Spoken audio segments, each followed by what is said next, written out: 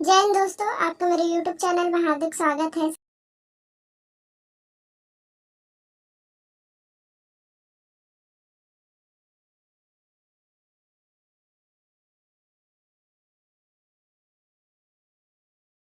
दोस्तों, जैसे कि आप स्क्रीन पर यहाँ पर देख पा रहे होंगे, सीजीपीएससी संविधान दिवस पर यानी 26 नवंबर के दिन जो है इस साल जारी नहीं करेगा नोटिफिकेशन। ये खबर जो है पत्रिका न्यूज़ नेटवर्क के द्वारा जो है ये खबर छापी गई है। और यहाँ पर आप देख सकते हैं आरक्षण का इम्पैक्ट, आयोग जारी करता है परीक्षा का शेड्यूल, जो कि यहाँ पर दिया गया है कि संविधान दिवस पर सीजीपीएससी इस साल नोटिफिकेशन जारी नहीं करेगा। तो जैसे यहाँ दिया गया है कि छत्तीसगढ़ में आरक्षण पर बिलासपुर हाईकोर्ट का निर्णय आने के बाद शासकीय नौकरी की तैयारी कर रहे युवाओं के भविष्य पर इसका असर पड़ना शुरू हो गया है।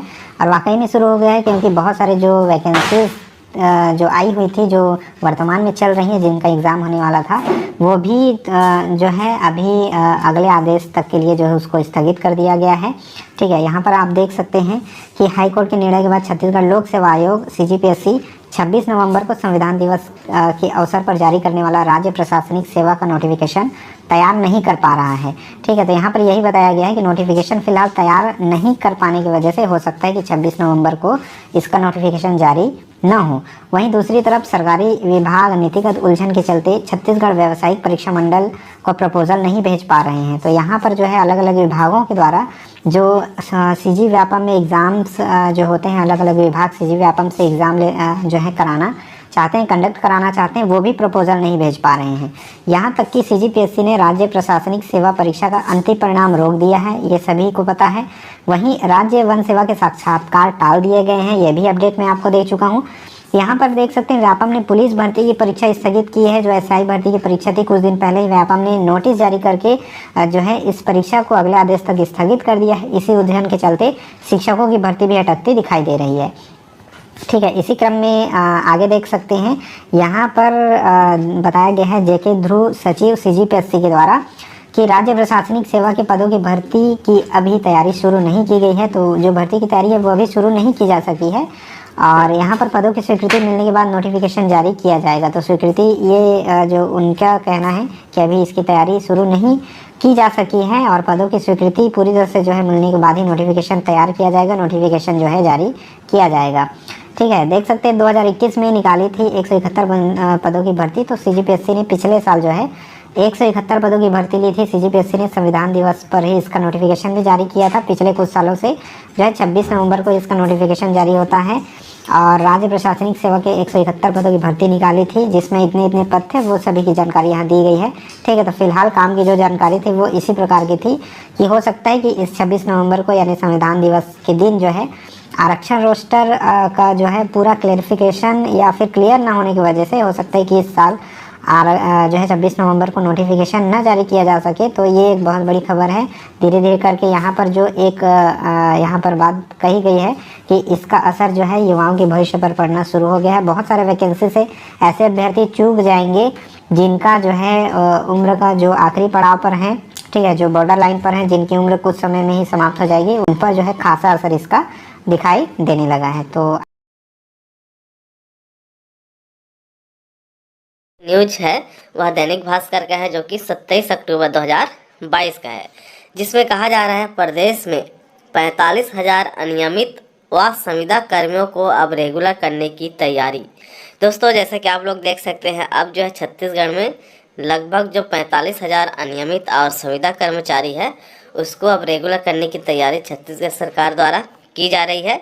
और इसके लिए सीएम भूपेश बघेल जी के द्वारा 2 बार जो है विधानसभा में इसके लिए लिखित जवाब दे चुके हैं, जिसमें सबसे पहले जुलाई 2021 में, जिसमें रिक्त पद के विरुद्ध अनियमित कर्मचारियों को नियमित किया जाएगा, और वहीं जुलाई 2022 में नियमितीकरण के लिए वित्त ने विधि विभाग से जानकारी मांगी। इस प्रकार से 2 बार जो है विधानसभा में इसके लिए लिखित जवाब जो है सीएम भूपेश बघेल जी के द्वारा दिया गया है। और इस न्यूज में लिखा है, दोस्तों आप लोग देख सकते हैं यहाँ पर, भूपेश बघेल सरकार प्रदेश के संविदा और अनियमित कर्मचारियों को नियमित करने की तैयारी में है। शासन स्तर पर इसकी प्रक्रिया शुरू हो गई है। सामान्य प्रशासन विभाग जीएडी ने 30 सितंबर को सभी विभागों को पत्र लिखकर सभी अनियमित और संविदा कर्मचारियों की जानकारी मांगी है। पूरा डेटा मिलने के तुरंत बाद वित्त विभाग आकलन करेगा कि अगर नियमित करने का फैसला लिया जाता है तो इससे शासन पर कितना वित्तीय भार आएगा।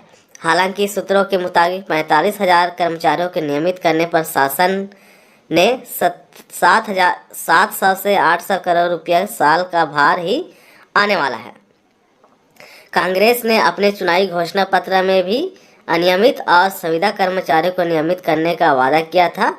सूत्रों के मुताबिक इसी को ध्यान में रखते हुए सरकार इस साल दिसंबर तक सारी प्रक्रिया पूरी कर लेगी और जनवरी फरवरी में इसकी घोषणा की जा सकती है। हालांकि आला अफसर अभी इस मामले में खामोश है। भास्कर ने वित्त और सामान्य प्रशासन विभाग के आला अफसरों से बात की, लेकिन किसी ने इस मामले पर टिप्पणी से मना किया है।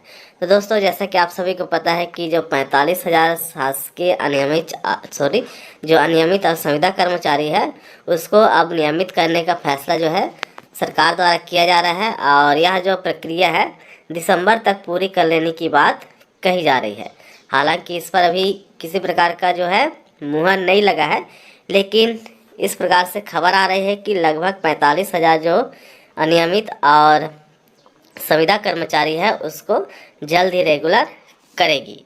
इसके लिए विधानसभा में भी 2 बार लिखित जवाब दे चुके हैं छत्तीसगढ़ के मुख्यमंत्री जी। अब देखना होगा कि 45,000 अनियमित व संविदा कर्मचारी रेगुलर होते हैं या फिर नहीं।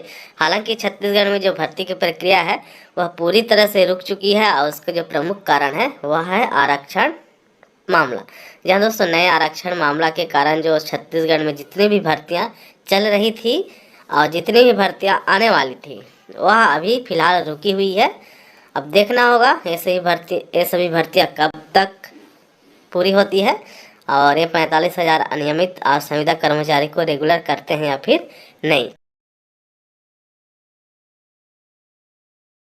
दैनिक भास्कर रायपुर गुरुवार अर्थात 27 अक्टूबर 2022 को दैनिक भास्कर में प्रकाशित यह जो अखबार है, जो कि पेपर कटिंग आपको इस स्क्रीन के माध्यम से शो हो रहा है, जिसमें प्राइमरी में पढ़ाने के लिए 55,000 और मिडिल स्कूलों में पढ़ाने के लिए 25,000 शिक्षक पात्र है। जी हाँ दोस्तों, सीजीटीईटी जो कि अभी 2022 में पेपर हुआ है सीजीटेट का, सीजीटेट की परीक्षा में प्राइमरी में पेपर 1 में 55,000 जो कैंडिडेट है पात्र हो गए हैं। साथ ही साथ मिडिल स्कूल के शिक्षक के लिए जो टेट आयोजित हुआ था उसमें 25,000 साथी टीटी की परीक्षा पास हो गए हैं। ये जितने भी साथी है दोस्तों, अर्थात अभी जो शिक्षक भर्ती होने वाली है उसमें शिक्षकों की कोई कमी नहीं रहेगी, क्योंकि बहुत सारे साथी इस बार टीटी की परीक्षा उत्तीर्ण कर लिए हैं।